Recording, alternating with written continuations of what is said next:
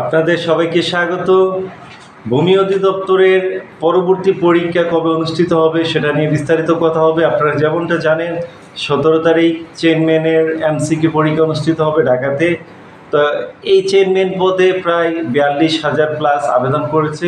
তো এখন আমি চেয়ারম্যান পদের পরীক্ষার পরে কোন পদের পরীক্ষা অনুষ্ঠিত হতে পারে সে বিষয়টা আমি আপনাদের সাথে বিস্তারিত কথা বলবো।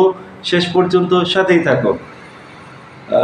চেয়ারম্যানের পরীক্ষা 17 তারিখ এমসিকিউ পরীক্ষা অনুষ্ঠিত হবে, তারপরে তাদের লিখিত পরীক্ষা হবে। এরপরে যে পদের পরীক্ষা হবে সেটা হলো পেশকার পদের পরীক্ষা আগামী 21শে নভেম্বর অনুষ্ঠিত হতে পারে এমনটা তথ্য পেয়েছি। পেশকারে আবেদন করেছে প্রায় 1,60,227 জনের মতো আবেদন করেছে।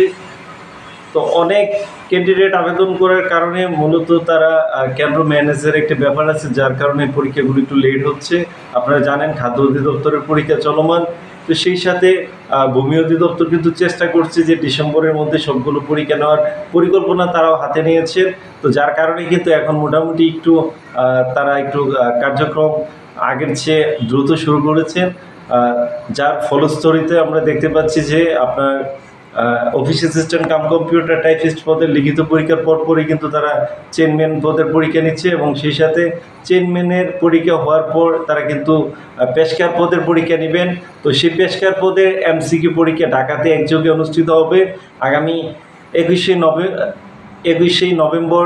পেশকার পদের পরীক্ষা হতে পারে এমসিকিউ, এবং এমসিকিউ পরীক্ষা যারা পাশ করবেন পরবর্তীতে তাদের লিখিত পরীক্ষা অনুষ্ঠিত হবে। তো মোটামুটি এটা কনফার্ম যে 21শে নভেম্বর পেশকার পদের পরীক্ষা হতে যাচ্ছে, কোনো কারণে পরিবর্তন না হলে।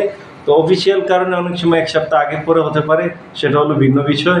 তবে যারা আপনারা পেশকার পদে পরীক্ষা দেবেন আপনারা প্রস্তুতি নিতে থাকুন। আপনাদের এমসিকিউ পরীক্ষা হবে প্রাথমিকভাবে সম্ভবত 80 নম্বর অথবা 100 নম্বরে এমসিকিউ পরীক্ষা হবে, এবং এমসিকিউ পরীক্ষা যারা পাশ করবেন পরবর্তীতে আপনাদের লিখিত পরীক্ষা হবে, এবং যারা লিখিত পরীক্ষা পাশ করবেন তার পরবর্তীতে কিন্তু আপনাদের প্র্যাকটিক্যাল হবে, এবং প্র্যাকটিক্যালে যারা উত্তীর্ণ হবেন এবং পরবর্তীতে তাদের ভাইভা হবে।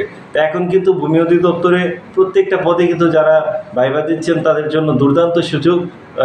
প্রতিটা ভাইভার পরেই কিন্তু তার প্যানেল করছে। তো আপনার যদি প্রথম ধাপে পরীক্ষা চূড়ান্তভাবে নির্বাচিত না হন, পরবর্তীতে দ্বিতীয় ধাপে কিন্তু আপনার চূড়ান্তভাবে নির্বাচিত হওয়ার সুযোগ আছে। তো সবাইকে অনেক ধন্যবাদ সময় দেওয়ার জন্য। পরবর্তীতে আপনারা কোন বিষয়ের উপর ভিডিও দেখতে চান কমেন্টে আপনারা জানান, আমি চেষ্টা করবো সেই বিষয়ের উপর ভিডিও দিতে। সেই সাথে আপনার কোনো প্রশ্ন থাকলে সেটাও আপনি কমেন্টে করতে পারেন, আমি চেষ্টা করব আপনাদের প্রত্যেকটা প্রশ্নের উত্তর দিতে। জব টিভি আপনার স্বপ্নের সাথে আমাদের চ্যানেলটি সাবস্ক্রাইব করে সাথেই থাকুন। আপনাদের উজ্জ্বল ভবিষ্যৎ কামনা করে আমি সাজ্জাদ আজকের মতো এখানেই বিদায়। আল্লাহ হাফেজ।